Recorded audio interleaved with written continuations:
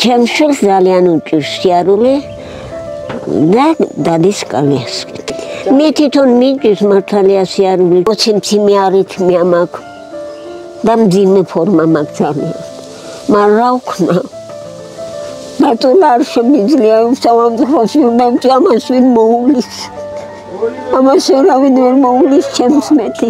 მე შევაფოცებ ხოლმე მე ორივე დედაშვილი ერთად მოვყალით. ძალიან მე აქ იმედი კეთილი ადამიანებს.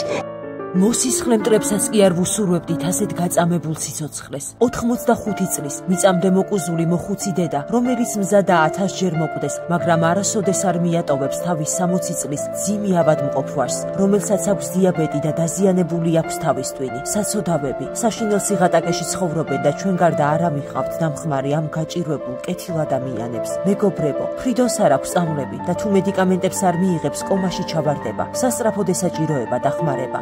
ბებოს არ აქვს ელემენტარული გასქურა, რომ საჭმელი მოამზადოს, არც არეცხი მანქანა. არავინ ვიცით ვის რა გვერის ცხოვრებაში. აი ასე ზეცამდე თავაწეული იყო ლალი ბებო ახალგაზრდობაში. ახლა კი მისი თავი მიწამდე დახრილია. გააკეთეთ სიკეთე, დაეხმარეთ საცოდავ მოხუცს. იჩქარეთ, კეთილი საქმეები აკეთოთ ჩერნოვეცკის ფონდთან ერთად.